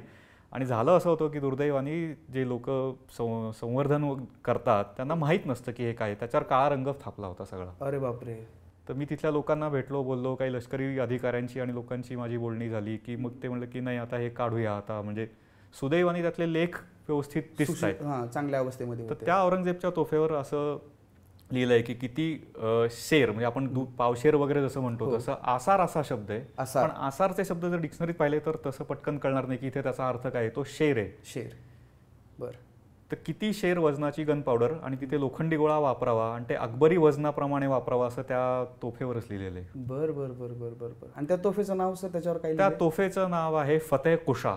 फतेह कुशा म्हणजे इंग्रजीमध्ये त्याचा भाषांतर होईल विक्ट्री ओपनर, विजयाचा मार्ग उघडणारी. मुळात फतेह या शब्दाचाही अर्थ उघडणे असा होतो. विजय हा त्याचा तसा नंतरचा अर्थ होतो. फतेह, किल्ला फतेह झाला, किल्ला उघडला, आता ती भिंत तुटली, आता आपण आत घुसू शकतो सैन्य, असं आपण जे म्हणतो मोहीम फत्ते झाली. म्हणजे फतेह हा फतेहचा अपभ्रंश आहे, त्याचा खरा अर्थ उघडणे असा होतो. Okay okay. फतेह कुशा म्हणजे तुमचा जो विजयाचा मार्ग उघडून देणारी ती तोफ, तुम्हाला विजय मिळवून देणारी तोफ असं आहे ते. बर बर बर बर.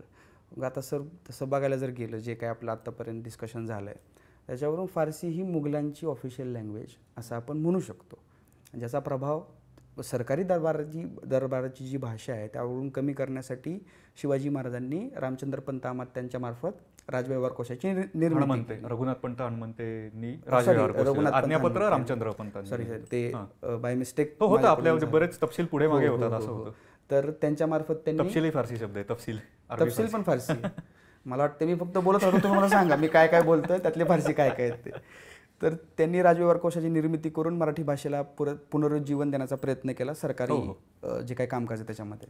मग सर या फारसीचा अजूनही जो भारतावर प्रभाव आहे तर त्याला भारत सरकारने एक प्रकारे कल्चरल लँग्वेज असं काहीतरी पोझिशन किंवा पदवी दिली, क्लासिकल लँग्वेजचा दर्जा दिला. माझ्या मते 9वी ती आता भाषा, म्हणजे आधी 8 भाषा दिल्या होत्या. बरं.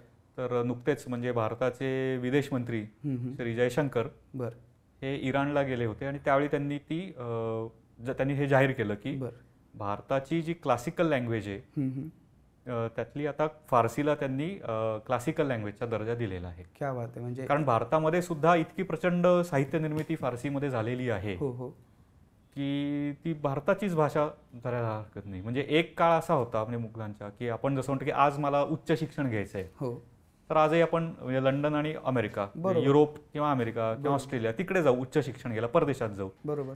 फारसीच्याच बाबतीत फारसी कवी काय म्हणतोय हे बघणं खूप मजेशीर आहे. बरं. एक शेर आहे, बरं. नीस दर इराण जमीन सामान तहसील कमाल ता नियामत सुय हिंदुस्तान हैना रंगीन नशोद. ओके. याचा अर्थ असा आहे की इराणमध्ये उच्च शिक्षणाचं काही साधनं नाही आहेत, असं कमाल काही तहसील म्हणजे शिक्षण नाही आता. तो नयामत सुय हिंदुस्तान म्हणजे जोपर्यंत हिंदुस्थानपर्यंत हेना म्हणजे मेहंदी जात नाही तोपर्यंत तिला रंग येत नाही. इराणी लोकांना भारतामध्ये यायचं होतं फारसीसाठी. क्या बात. अशी एक काळ पद्धती होती. अकबरच्या काळामध्ये उर्फी शिराजी किंवा इतर अनेक कवी वेगळ्या विषयातले ज्ञानी त्याच्यातले हे इराणमधनं भारतात येत होते आणि त्यांना भारताचं आकर्षण होतं की आपण भारतात जाऊया, इथल्या संस्कृती असेल, इथली भाषा, खानपान, हवामान इथं येऊया असं त्यांचं म्हणणं होतं. क्या बात आहे. म्हणजे इराणची भाषा जी त्यांची एक भाषा आहे, त्या देशाची भाषा, त्यांच्या भागातली भाषा ती भारतामध्ये आली आणि त्याचा प्रभाव एवढा जास्त वाढला की नंतर इराणी लोकांनाच फारसी भाषेमध्ये काही काम करण्यासाठी भारतात येण्याची इच्छा झाली. इव्हन 14व्या शतकामध्ये हाफिज शिराजी जो प्रसिद्ध इराणी कवी आहे तो इकडे येणार होता. बंगाल सुलतानी ते मंत्रण दिलं होतं. असं म्हणतात की मी त्याला शिराज सोडायचं नव्हतं पण तरी तो यायला निघाला पण नाही पोचू शकला, पण त्याने पत्र पाठवलं. तर त्याच्यामधला एक शेर खूप चांगला आहे त्याच्यामध्ये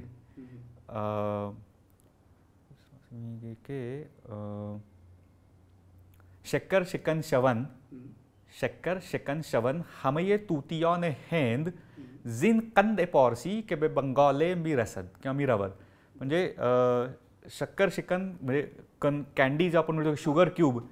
आता साहित्यामध्ये जे कवी किंवा साहित्य त्यांना तूती म्हणजे पोपट असं म्हणायचं आपण. तूती म्हणजे आमिर खुसरोला तूती हिंद असं म्हटलं जायचं. म्हणजे शब्दशः त्याचा अर्थ भारताचा पोपट. म्हणजे पोपट म्हणजे चांगलं म्हणणारा. म्हणजे आपण जसं म्हणतो ना की नंतर अर्थ बदलत जातात की ज्याचं चांगली वाणी आहे, चांगलं लिखाण आहे अशा त्याला पोपट असं त्यावेळी म्हटलं जायचं. तर आता भारतातले जे साहित्यिक आहेत ते आता साखर आईस्क्यूब खाणारे आईस्क्यूब नाही शुगर क्यूब खाणारे होत आहेत. ते आता ते त्याचा गोडवा चाखतायत का तर ही फारसी भाषा आता बंगालपर्यंत पोचतीये. म्हणजे ते फारसी साहित्य वाचून त्यांना जी अनुभूती मिळेल ते एखादं शुगर क्यूब खाल्ल्यावर कसं छान वाटतं क्या बात आहे तसं होईल. म्हणजे हे जे कनेक्शन्स आहेत ही फार बघण्यासारखी आहेत. म्हणजे रूढ इतिहास तर आहेच आहे, किल्ले असतील, लढाया, बादशाह, शाया, त्यांचे जय पराजय, पण हा जो साहित्यिक प्रवाह जो आहे तो सुद्धा खूप बघण्यासारखा आहे. म्हणजे जर आपण आता तुमच्या बोलण्यातून मला एक वेगळा अँगल असा मिळाला की महाराष्ट्राचा जो उत्तर मध्ययुगीन काळातील राजकीय इतिहास आहे शिवाजी महाराजांच्या काळातील किंवा औरंगजेबाचा, गोळकोंडाच्या कुतुबशहाचा, आदिलशहाचा, निजामाचा,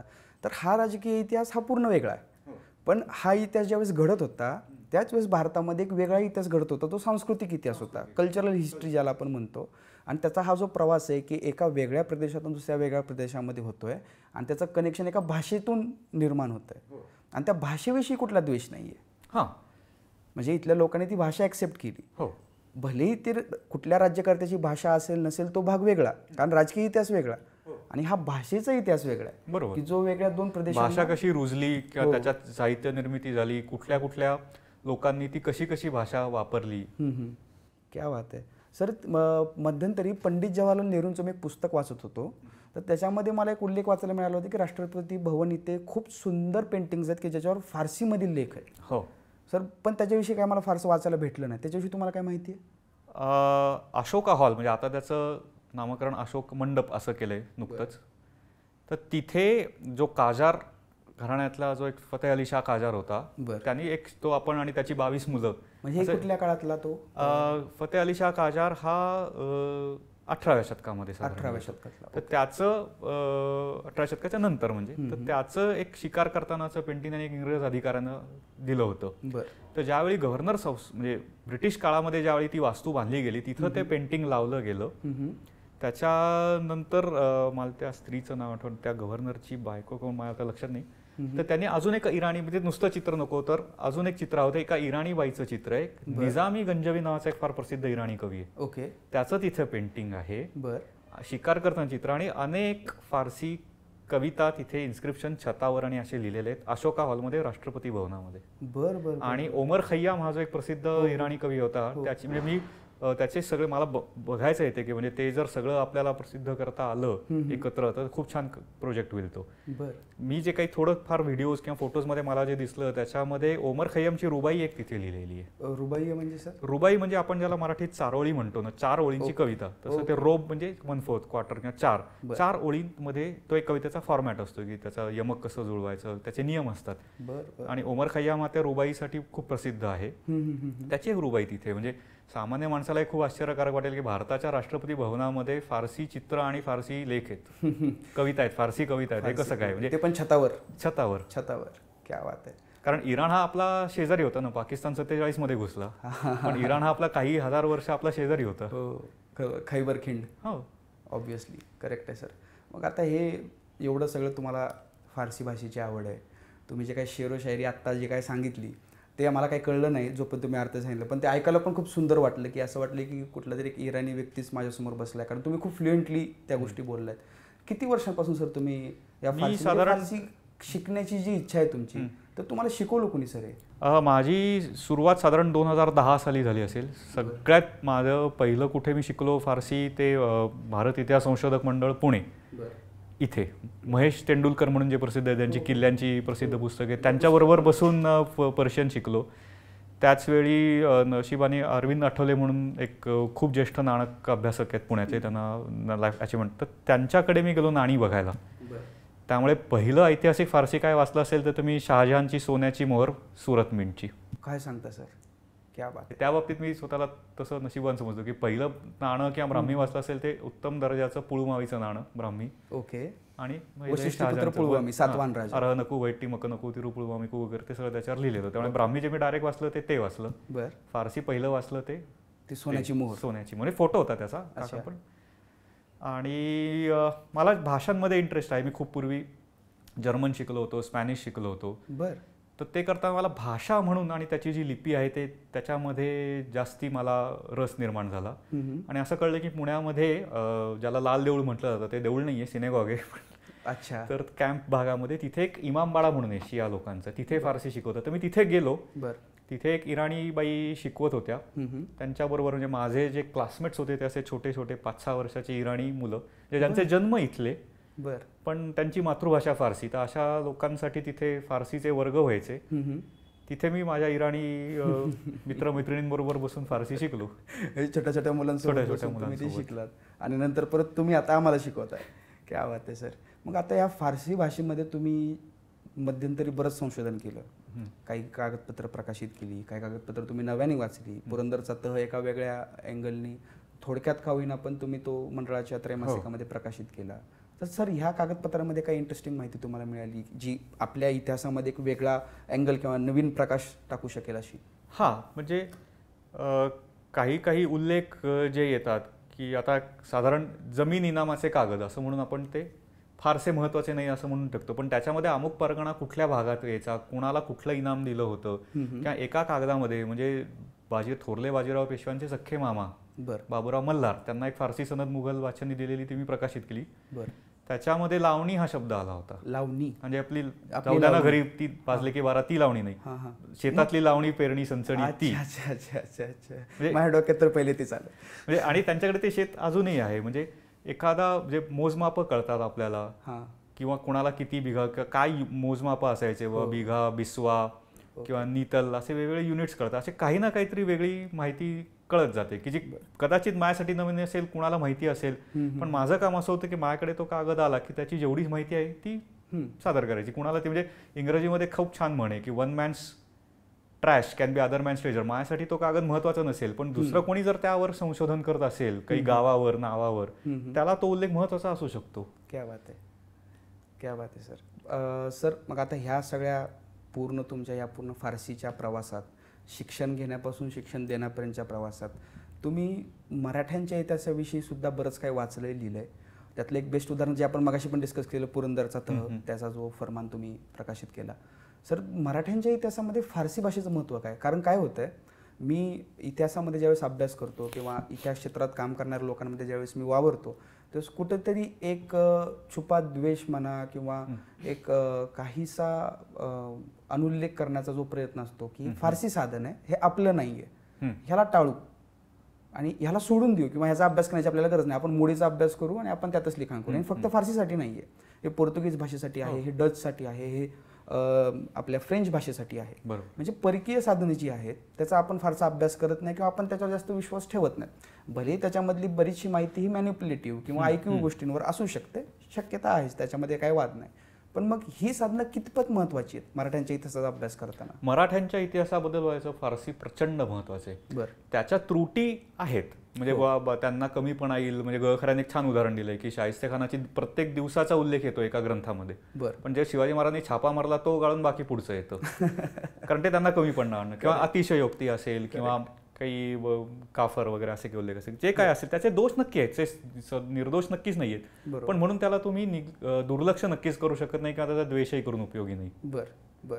कारण त्याच्यातनं जी माहिती मिळते ती आपल्यासाठी महत्वाची, किंवा त्यांचा काय दृष्टिकोन होता हे सगळं बघण्याचं. जसं आपण मगाशी म्हटलं की दौलत काहिरा, हे आपल्या कधी लक्षातच आलं नसतं. ते ह्या सगळ्याकडे कसं बघत होते हे आपल्याला कळतं. त्याच्यातून खूप वेगवेगळ्या आपले लिंक्स होऊ शकतात भाषेतून. म्हणजे सर मला सेतुमाधवराव पगडींचा त्यांचा फार प्रभाव आहे माझ्या इतिहास अभ्यासावर, आणि त्यांनी फारसी सगळी साहित्य मराठीमध्ये भाषांतरित करून एकतर खरं तर आपल्याला उपकार केलेत.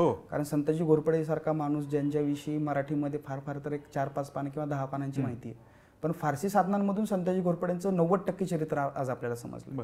म्हणजे असे कितीतरी इतिहासातले अपरिचित योद्धा आहेत, सरदार आहेत, व्यक्तिमत्व आहेत की त्यांची माहिती आपल्याला केवळ या फारसी साधनांमधूनच मिळते. बरोबर. आणि फारसी साधनांची जी संख्या आहे, व्हॉल्यूम जसं म्हणतो, ती मराठी साधनांच्या मनाने फारच प्रचंड आहे. मे बी त्यांच्याकडे सर आपण आजच्या भाषेत बोलायचं झालं तर काही GB डेटा मराठी साधनाचा असेल तर काही TB डेटा हा फारसी साधनांचा आहे.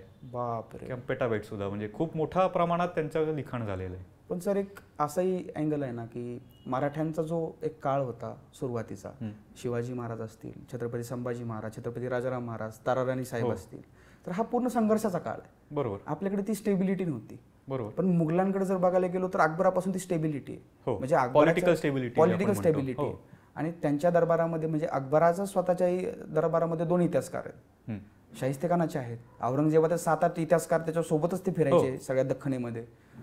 तो एक त्यांना प्लस पॉईंट होता, पण तो आपल्यासाठी पण प्लस पॉईंट असा झाला की आपल्याला आपल्याच इतिहासाचा एक वेगळा पर्स्पेक्टिव्ह. रायगडला जे म्हणतो की शिवाजी महाराजांचा दप्तरखाना जाळला गेला, दुर्दैवाची अनेक कागदपत्र त्याच्यात गेले. किल्ल्यांवर जे ब्रिटिशांनी तोफा डागल्या, म्हणजे आपल्याकडे नुकसानही खूप झालंय. बरोबर. कागदपत्र गहाळ झाली, म्हणजे बरोबर, त्याचा फायदा नक्कीच तिकडे मिळतो. हो. म्हणजे थोडक्यात काय तर फारसीचा अभ्यास करणं, फारसी शिकणं आणि फारसी साधनांचा मराठ्यांच्या इतिहासामध्ये संदर्भासाठी वापर करणं हे निश्चितच कमीपणाचं नाही.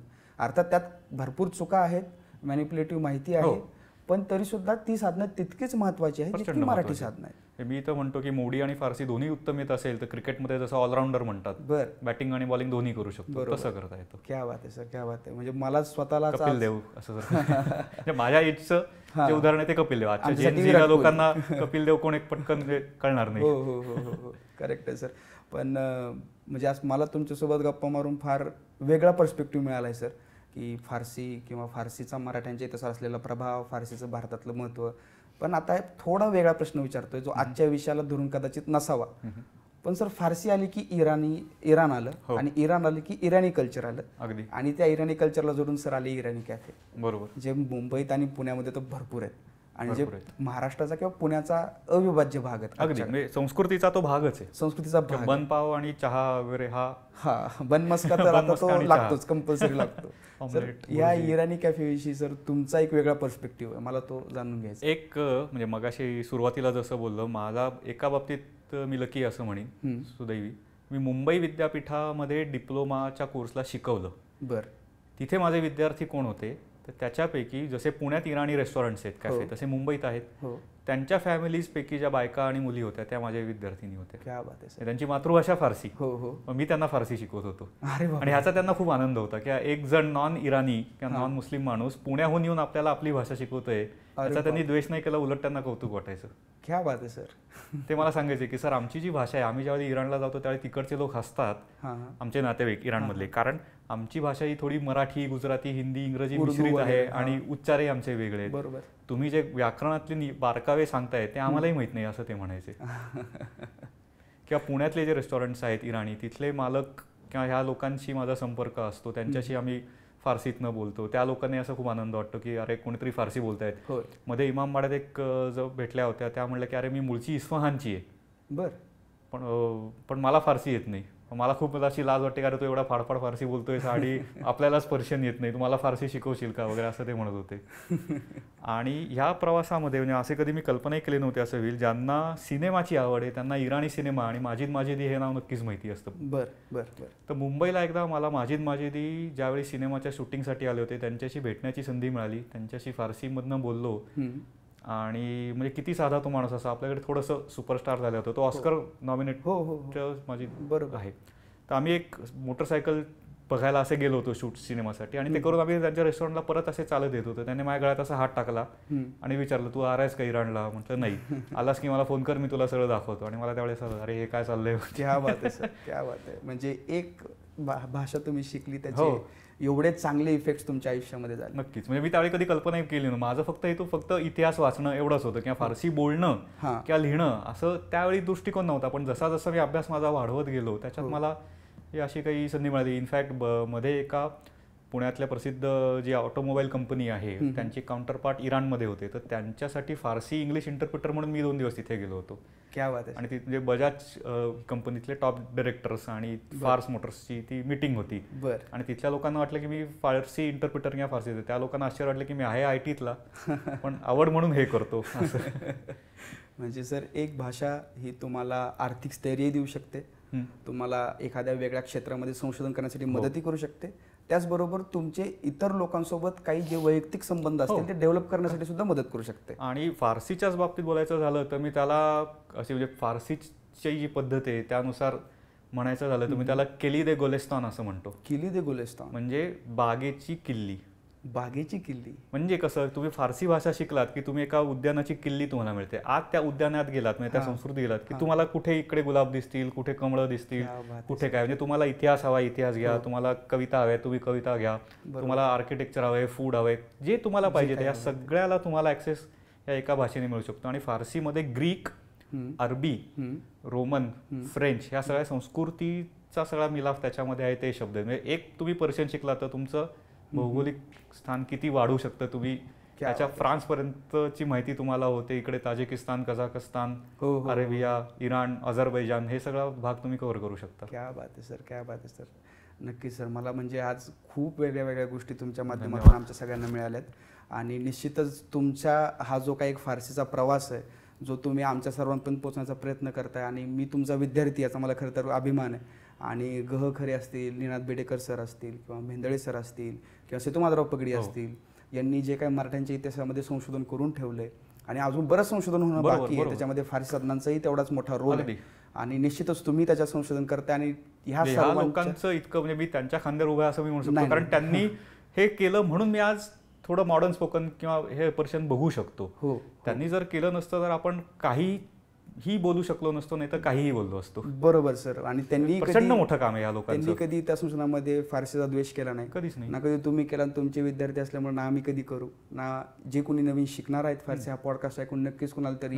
मला हे खूप आवडेल की हे बघून जर कुणाला फारसी मध्ये भाषा शिकण्याचा जर कुणाला इंटरेस्ट वाटला, आवड आली, त्यांनी शिकली तर मला नक्कीच सर. आणि आजचा हा पॉडकास्ट पण आपला सक्सेस झाला असं आपण म्हणू शकतो. त्या जर तसं काही घडलंच तर नक्कीच, आणि ते घडेल पण मला विश्वास आहे नक्कीच. पण सर मला वाटतंय की ह्या गप्पा तर संपणार नाहीयेत, अगदी, पण कुठेतरी थांबावं लागेल निश्चित. त्याच्यामुळे सर आज तुम्ही ही माहिती दिली आणि आम्हाला एवढ्या वेगवेगळ्या गोष्टी सांगितल्या, बॉलिवूड किंवा मराठी आणि इतर जे काही शब्द आहेत, इतिहास आहे किंवा कल्चर आहे या बाबतीत, तर खरं तर सर त्याबद्दल तुमचे मनपूर्वक धन्यवाद. थँक्यू.